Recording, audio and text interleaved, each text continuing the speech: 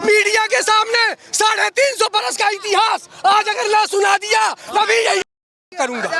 1483 से मुगल साम्राज्य और ब्रिटिश साम्राज्य, ना मुगल मानते ना कुछ, मुगल नाम की कोई चीज थी ही नहीं, कोई चीज थी ही नहीं। ये जो अनपढ़ जाहिल बीएड कर लेते हैं उनको नौकरी के, मतलब जो बीएड करता है बस वही बात है। तो वही तो बात है, काला बाजारी जाएगी। तुम कॉलेज गए नहीं होगे तो तुम्हें पता ही नहीं होगा। अब आज के डेट में इनकी शिक्षा नीति इतनी घटिया है कि आप बीएड के एग्जाम में बैठे हैं, अगर पास कर गए तो सरकारी स्कूल अलाट हो रहा, फीस 53,000 देनी होगी।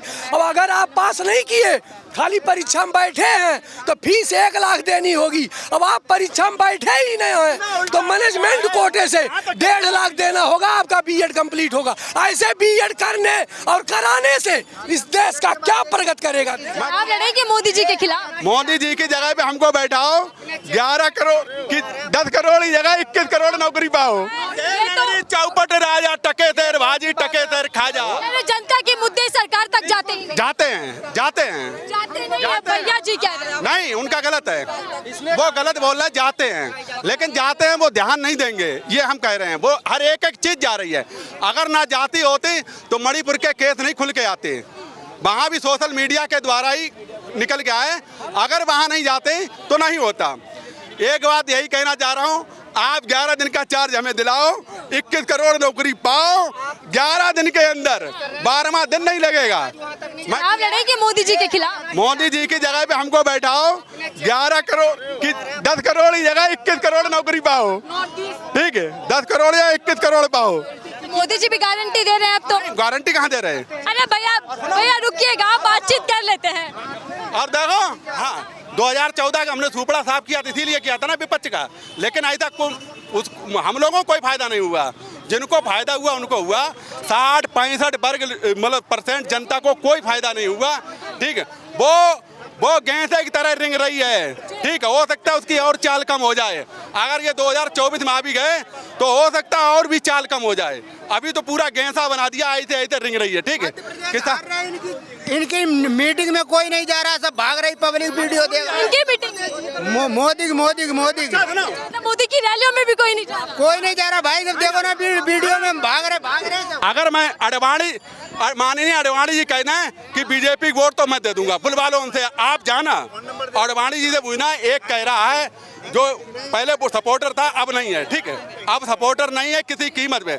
अडवाणी जी कहते हैं कि बीजेपी को सवाल ले लेते हैं। बीजेपी के नेता और बाकी जनता भी कह रही है कि चारा तो कोई है नहीं विपक्ष के पास, क्या चुनाव लड़? चारा क्या गाय भैंस थोड़ी है? चारा नहीं तो यहाँ क्या गाय भैंस हैं जो चारा ढूंढ रहे हो? गाय भैंस थोड़ी हम लोग हैं। चेहरा पूछ रहे, कोई फेस है कि लड़? ओके बोल, चेहरा के लिए मैं बता दे रहा हूँ, अभी रघुराम राजन जिंदा हैं, रघुराम राजन जिंदा हैं, ठीक है? चेहरे पे मत जाना। और चेहरे इतने हैं इस देश के अंदर, जैसे ये छुपे हुए कहाँ गए? इनको देखो, ये छुपे हुए, ये छुपे निकले, आज तक आपको नहीं मिले होंगे। लेकिन आज इन्होंने जो बात बताई है, अच्छे नहीं, इनके नेता नहीं बता पाएंगे, इनके मंत्री नहीं बता पाएंगे, ठीक है? जो उनको हम चुन के भेजते, अगर वो इनके बारे में इतना बता दें, हम वोट उनको दे देंगे। हम कह रहे हैं इस बात को दावे के साथ, हम पलट देंगे। हम कांग्रेस को वोट, इंडिया को वोट नहीं देंगे अगर इनकी बातों को मतलब बराबरी कर दें, ठीक है? अरे उन्होंने क्या किया? जुमलेबाजी से कुछ नहीं किया। लास्ट स्टेटमेंट 2 मिनट हमारा और सुन लीजिए।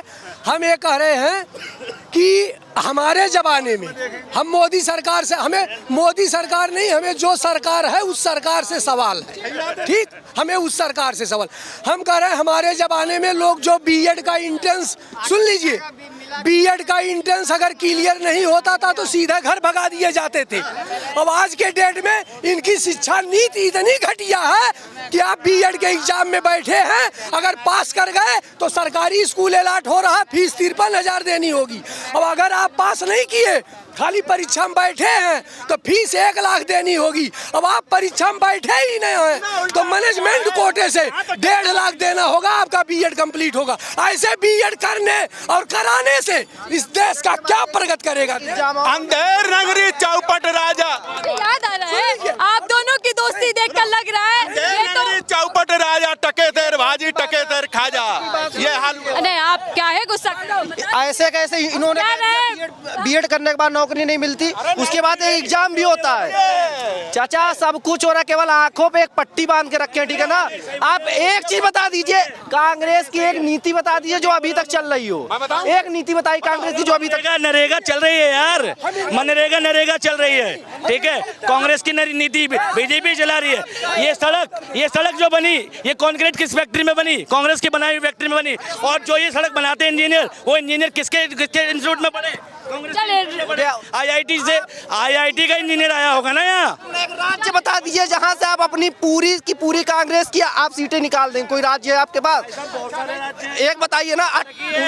ठीक है, केरल है, ठीक है, तुम्हारा दिल्ली है, दिल्ली में 15 साल शीला दीक्षित रही है। उससे आप स्टेट में आप दिल्ली बैठ जाएंगे। उससे कहाँ से बैठोगे दिल्ली?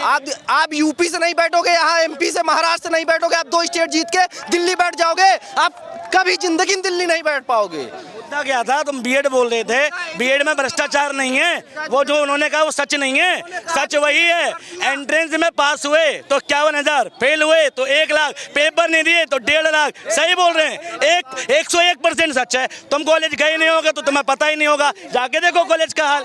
भाई रात दिन कॉलेज घूमता हूँ मैं। एग्जाम नहीं निकालेंगे कैसे आपको शिक्षा?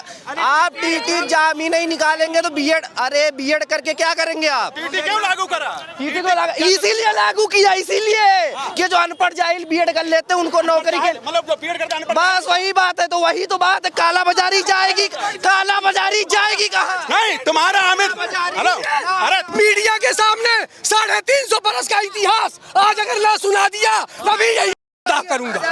1483 से मुगल साम्राज्य और ब्रिटिश साम्राज्य, 350 बरस का इतिहास सुनिए। पहले तो हम ना मुगल मानते हैं, ना कुछ मुगल नाम की कोई चीज थी ही नहीं, कोई चीज थी ही नहीं। मुद्दे पर आ जाते हैं, मुद्दे पर आ जाते हैं भैया, मुद्दे पर आ जाते हैं। आप कह रहे हैं कि कांग्रेस के पास कोई राज्य नहीं बचा तो कैसे दिल्ली तक पहुंचेगी? आप बताइए क्या ये 2 राज्य जीत के दिल्ली बैठ जाएंगे मुसलमान? अरे भैया मुद्दे पर बात करें। पहली मुद्दे पर आ रहे हैं। मुस्लिम नहीं हूँ मैं, ठाकुर छत्री, उत्तर प्रदेश गोरखपुर खाना दो, मैं बता रहा हूँ ना तुम्हें।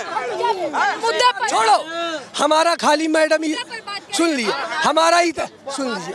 हम चलिए, आपके मुद्दे क्या हैं? क्या ये 2 स्टेट जीत के दिल्ली बैठ जाएंगे? और अगर दिल्ली बैठ गए तो ये अपना प्रधानमंत्री किसको घोषित करेंगे? इनकी पूरी सरकार में। बड़ा सवाल ये कर रहे हैं कि पीएम उम्मीदवार कौन होगा विपक्षी नेता से, और साथ ही साथ क्या सिर्फ 2 राज्य जीतने से दिल्ली का रास्ता आसान हो जाएगा? पहले तो मैं सीधी सी बात कहना चाहता हूँ कि ये जो इलेक्शन हो रहा है, ये चुनावी मुद्दों पे नहीं हो रहा, ये इलेक्शन मूर्खता पे हो रहा है। और मूर्खता की पहचान ये है कि जब आप डिबेट करने लगो तो पीछे से जय श्री राम के नारे आने लगेंगे। ये पब्लिक और पॉलिटिकल डिबेट है, ठीक, पॉलिटिकल डिबेट है। यहाँ पर लोग नागरिक बनकर आए, नागरिक के मुद्दे उठाएं। जब नागरिक के मुद्दे उठाते टाइम लोग धार्मिक हो जाएं तो मूर्खता तो भरपूर होगी।